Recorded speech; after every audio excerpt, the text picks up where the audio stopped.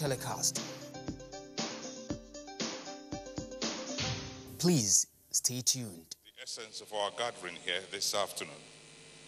And in doing so, before he comes on board, we would like to request our guest lecturer to stand wherever he's seated so we can do a little profile on him before he's invited to take up his lecture. Can we put our hands together for him, please? Restructuring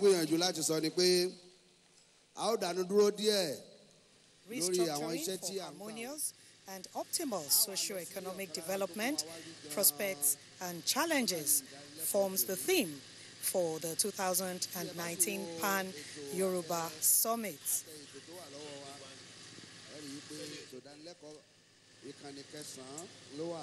Yes, a very, very good day, Nigeria, and it's a very warm welcome to the beautiful city of Ibadan, the Oyo State capital.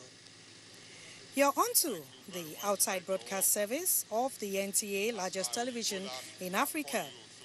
You're watching the 2019 Pan-African Yoruba Summit, holding at the International Conference Center of the University of Ibadan. My name is Funke Idamiton on the commentary stand.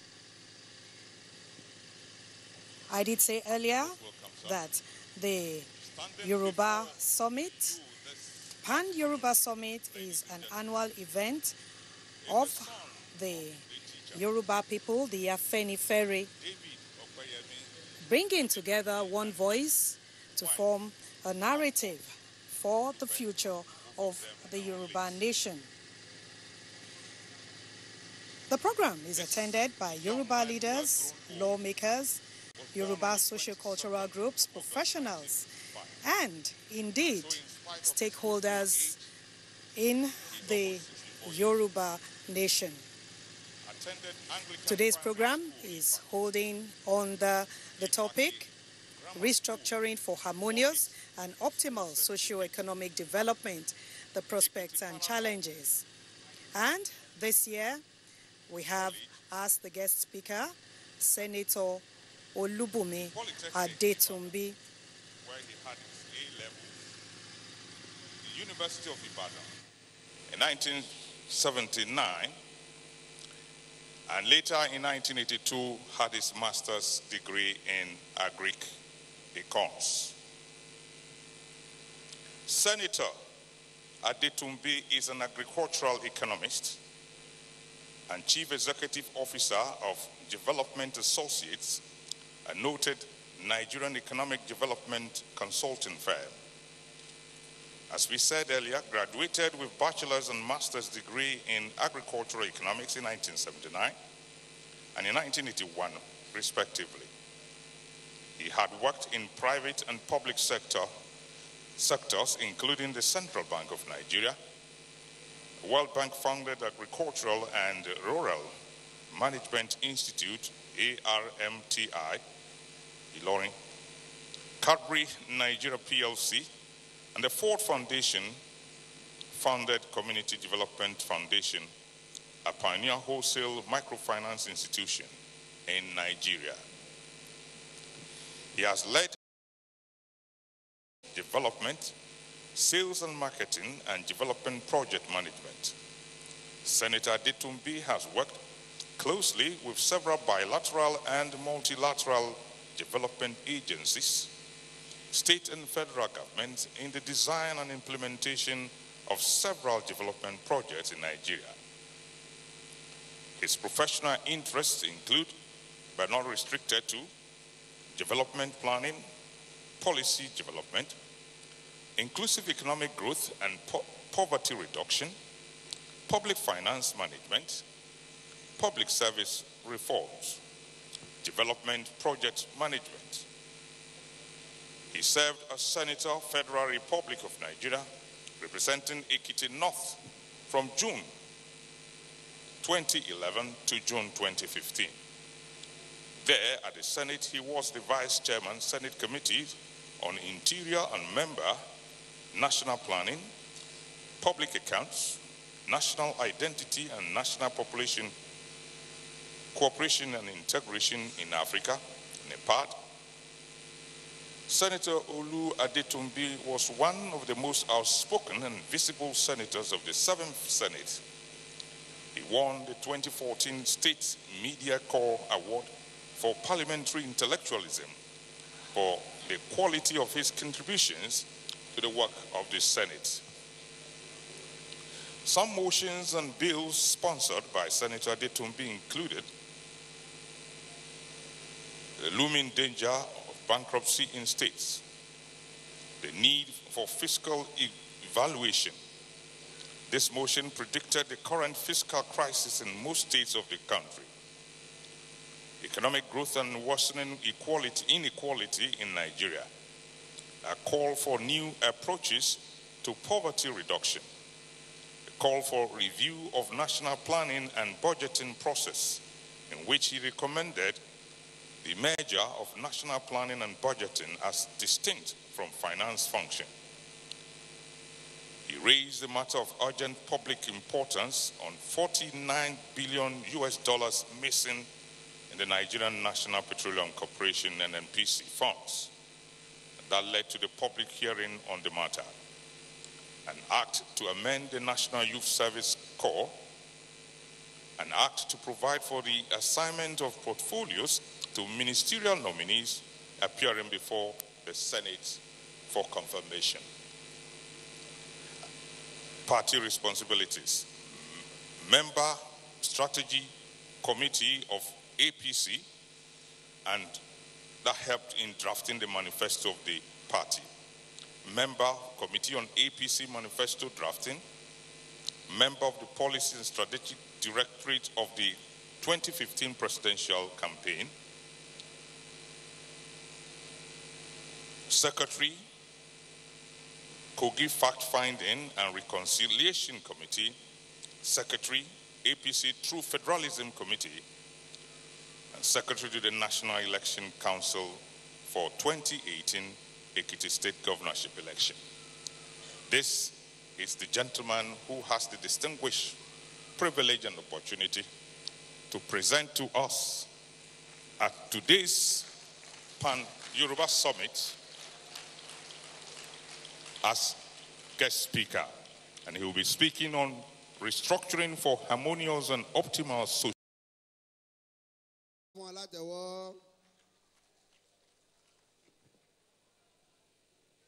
Thank you very much.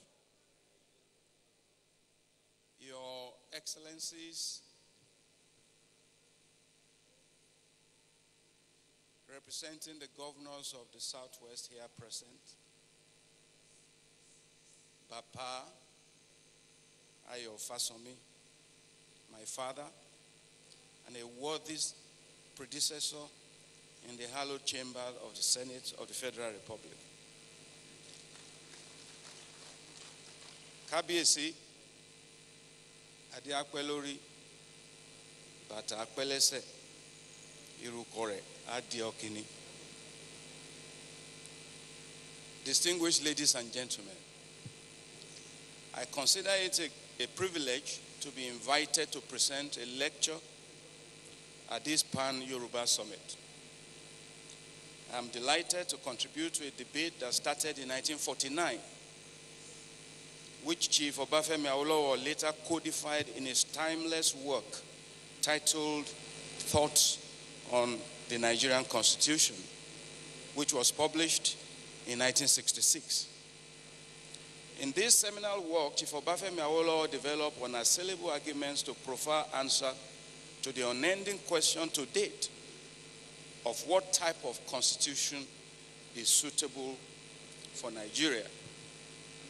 After a diligent study of constitutional evolution of all countries of the world at that time, Chief Awolowo came up with 4 hypotheses that define appropriate constitutional systems. 2 of them are directly relevant to Nigeria. And I quote, if a country is bilingual and multilingual, the constitution must be federal, and the constituent states must be organized on linguistic basis. 2, any experiment with unitary constitution in a bilingual or multilingual or multinational country must fail in the long run, unquote. Based on this hypothesis, Chief Awolowo reached a conclusion that since Nigeria is multilingual, multinational, it must operate a federal constitution. He firmly eliminated the option of unitarism as a form of government in whatever guise it might rear its head, and postulated that federalism is the only constitution that is suitable for Nigeria. Since independence, however, the debate on whether our federation is working optimally for the good of majority of Nigerians is an ongoing debate, and there has been several attempts to improve our constitution and make Nigeria a true federation. The organizers of this conference have chosen restructuring for harmonious and optimal socio-economic development, prospects and challenges on the way forward as a theme of this summit. I believe this choice is in furtherance of this debate and search for appropriate constitution as well as to finding lasting solutions to the subject that holds the key to the realization of the Nigerian dream and yet has held it down for so long. Recent agitations for outright secession.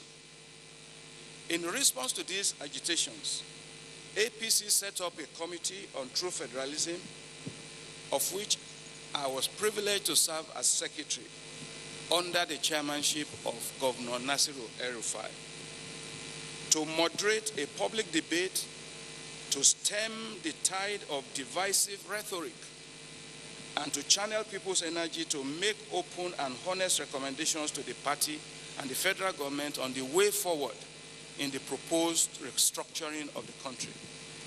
The 27-man Committee on True Federalism did 6 things.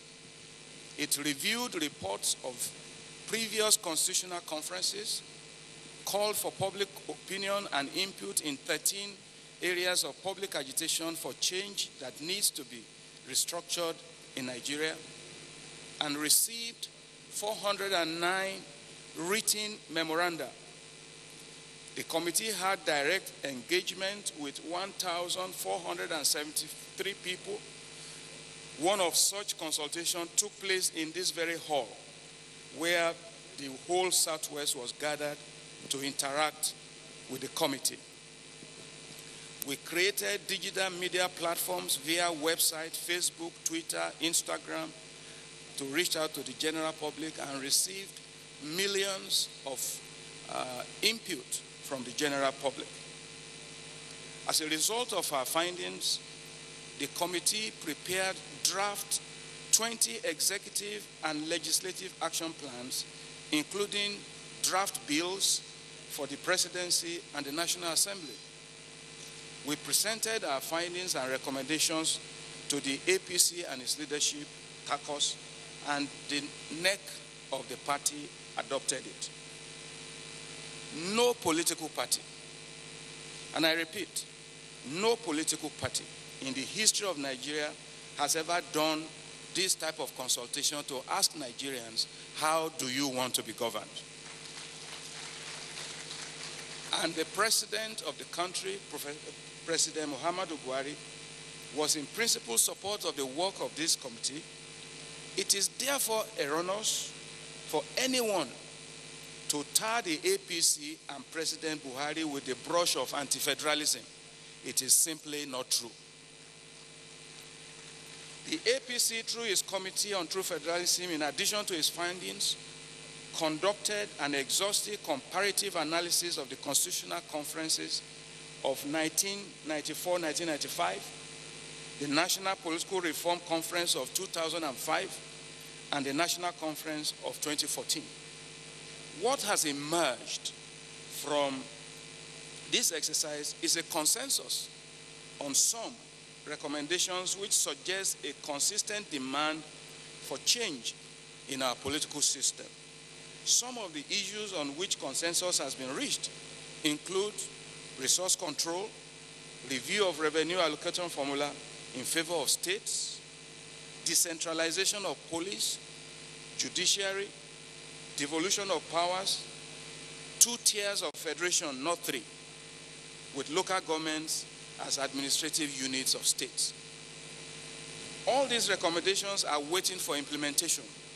The National Assembly, which has the constitutional responsibility for this process, for reasons best known to it, has not thought it fit to take the process beyond the initiative of the action by concerned institutions that are charged with the responsibility for constitutional amendment. The title of this lecture refers to socio-economic prosperity and the role restructuring should play. Historically, the debate on restructuring and true federalism has been viewed largely from a political perspective. To my mind, the issues are more economic than they are regional, ethnic, or political, as many people would like us to believe.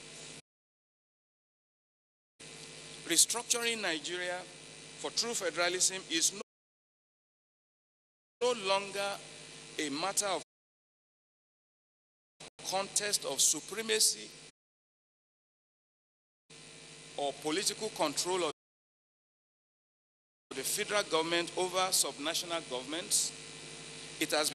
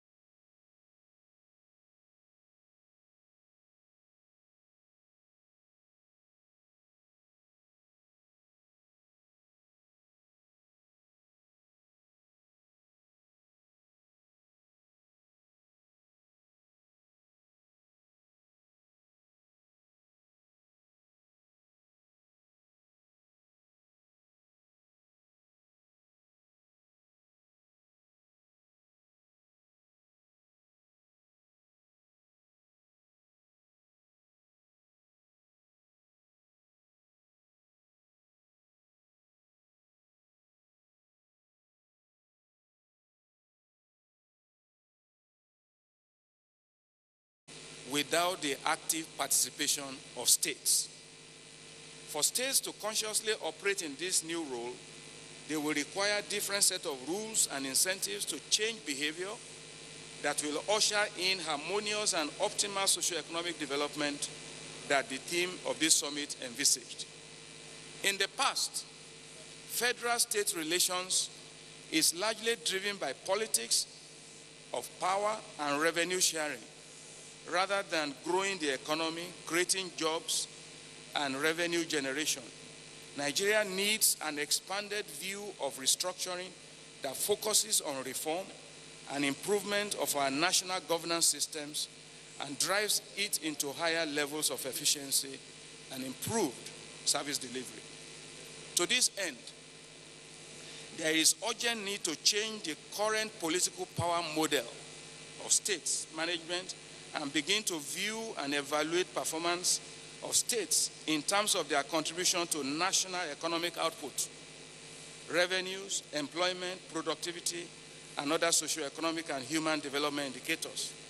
Until recently, the National Bureau of Statistics published the results of 11 pilot states. There were no official data on state GDP, their sectoral, local government, and municipalities breakdown, and how they contribute to national aggregates. For effective resource allocation, Nigeria needs a new type of restructuring that allows complete disaggregation, performance measurement, improved localized planning, and ease of comparative analysis. It is more disturbing to know that while the federal government is currently not providing these services fully, it did not provide legal and institutional framework for states to undertake them. Rather, state governments are shackled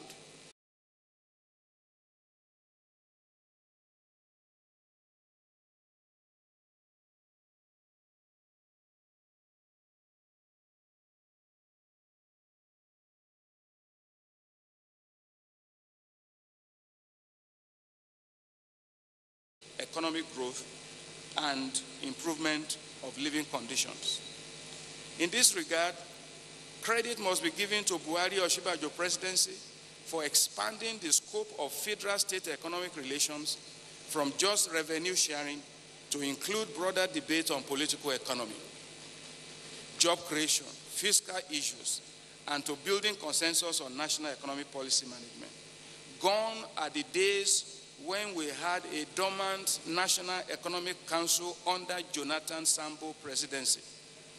President Buhari and Vice President Yemi Osinbajo should be commended for reviving the National Economic Council and bringing states back to the table to discuss the economy. In my view, to achieve the sustainability of the current economic reform, there is need to embark on deliberate constitutional restructuring that gives state governments more powers, more resources, and further independence to enable them create jobs and focus more on human livelihoods.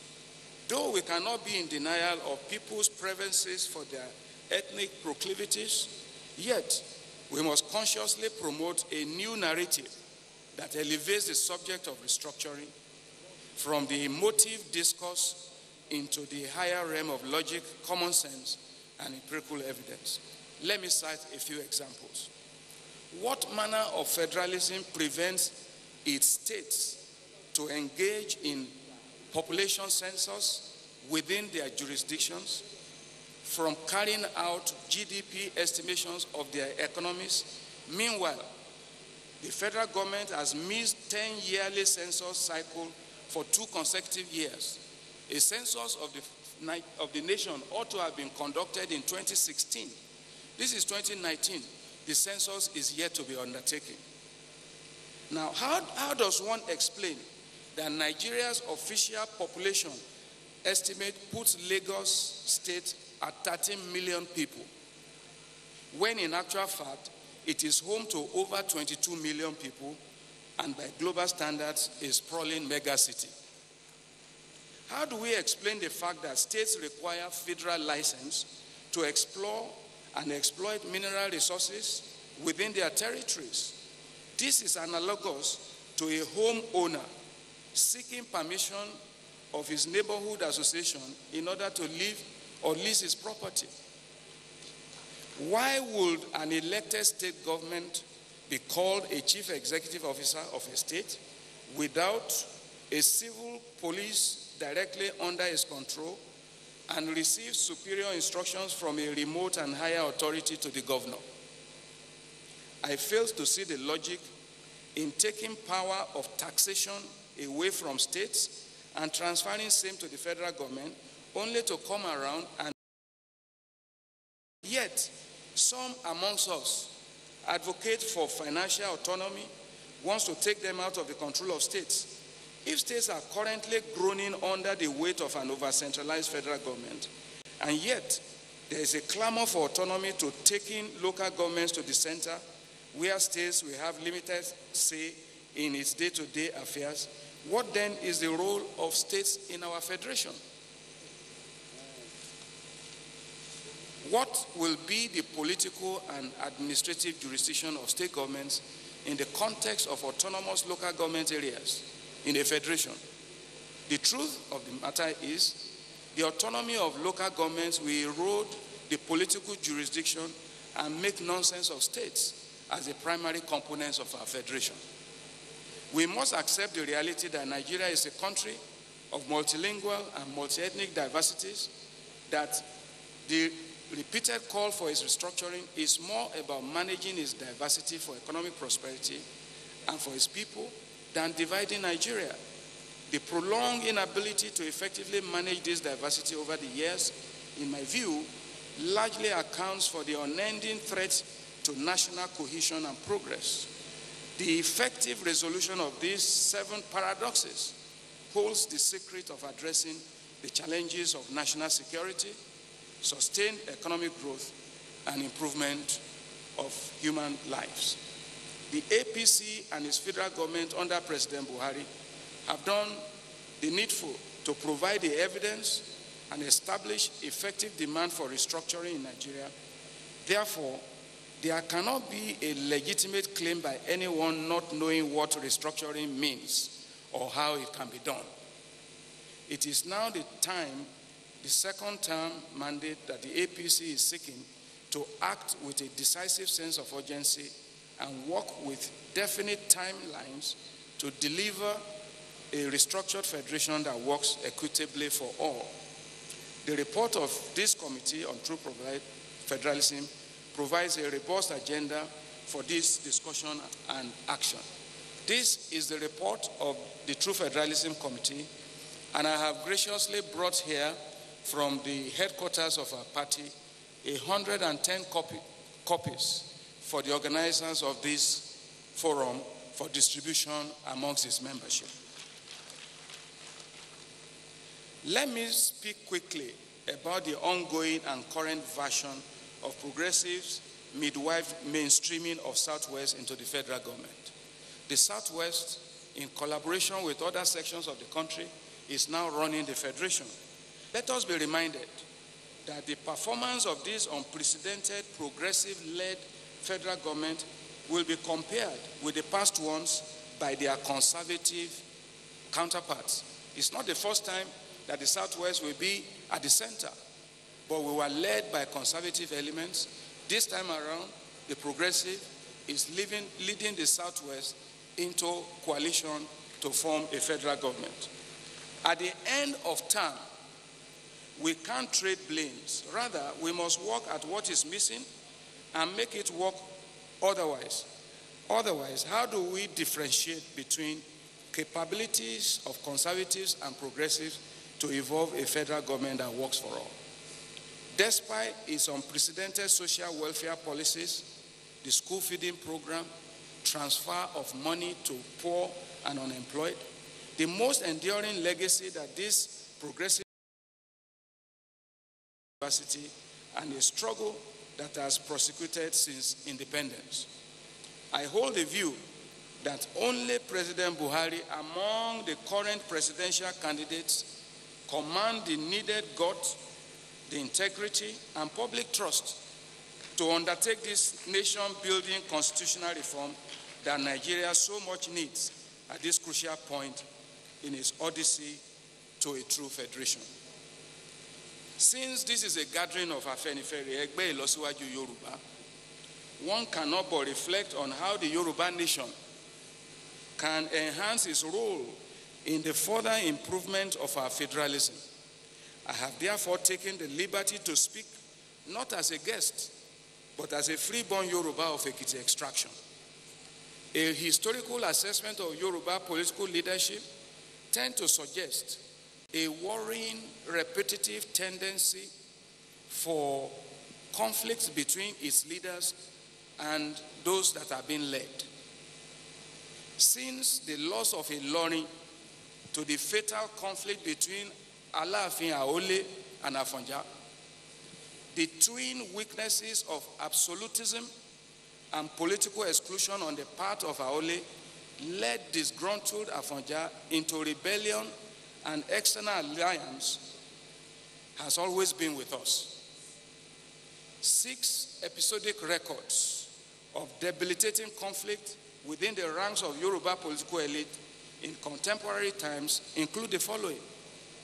Chiefs Awolowo and Akintola in the First Republic had irreconcilable ideological differences that led Chief Akintola to forge external alliance with a federal might that proved fatal in the end. The unsuccessful leadership succession of that era and the resulting conflict arguably derailed the development trajectory of the Western region, the scars of which remain till now. June 12, 1992 elections and its annulment by the military Despite its being adjudged as free and fair, the Southwest also found itself in a state of vulnerability, largely caused by poor management of our internal political differences and diversities. As always, external forces exploited that lack of consensus and internal cohesion to debilitate the ranks of the Yoruba nation. With the benefit of federal executive powers, former President Obasanjo waged a corrosive war against governors of Alliance for Democracy during the period of 1999 to 2007, deploying oppressive and bullying federal might from a militarist, centrist mindset and subordination of Southwest to his political control. Obasanjo led an oppressive federal government that hindered rather than aided the development of constitutional democracy. Lagos State under Bola Ahmed Tinubu equally led a determined resistance that fortuitously put Lagos on the path of financial viability through aggressive pursuit of internally generated revenue resulting from the seizure of local government funds. This is a model that other states of the country continue to emulate. Between year 2003 and 2011, the PDP mainstreamers, with tacit support former Governor Bola Ahmed Tinubu and other progressive to reclaim the Southwest, came with tedious electoral and legal battles. This was a period of intense political intrigues that spanned President Yar'Adua and Jonathan era, with the gradual dislodgement of PDP in Ondo, Ekiti, and Osun, and the electoral sweep of Oyo, Ogun during the 2011 general elections.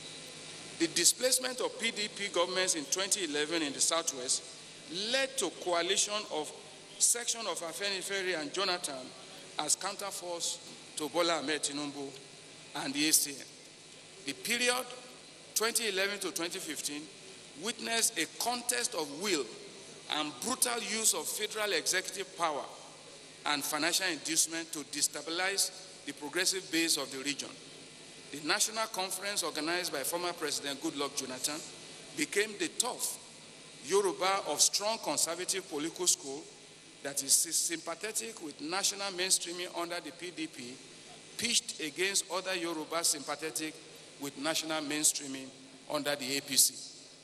In a dramatic turn of events in 2015, a national mainstreaming under APC, the balance of power shifted through a promise of change and renewed the determination to returning the country towards a path of social harmony. The political bricksmanship that produced APC and the elimination of the PDP from power is the product of the brainchild, physical toil, and financial sacrifices of many of our leaders, some of whom are in this hall. At this season of electoral transition, it will appear to me that there is a new wave of internal wrangling, as it was in the episodes that I just narrated in 1817 between Afanja and Aole, in 1962 between Chief Awolowo and Akitola, in 1993 during the June 12th, in 1999 during the Obasanjo era, up to 2003 and 2015 when the APC won the federal election. That recurring insufficient dialogue and robust debate of choices, political exclusion, payback spirit, and absence of inclusive consultation is beginning to rear its ugly heads. Unless this tendency is tamed amongst us, it will continue to weaken and limit the cohesive ability of the Southwest to negotiate and build regional consensus for a winning and sustainable federalism that works equitably for all. What is the way forward for us? I have 3 propositions. We must give others what we ask of them. Leaders at all levels must allow the led to thrive and participate, and the led must also show sufficient self-restraint, commitment, and loyalty to their leaders. As we have seen over the years, unresolved extreme positions on the part of leaders and the led bred disasters. It stands against logic to do the same thing over and over and expect to get a different result. We cannot continue pursuing the same path of action that has produced disappointments. The time has come to embrace new ways of managing success and promote collective leadership. Inclusion, inclusion, and inclusion.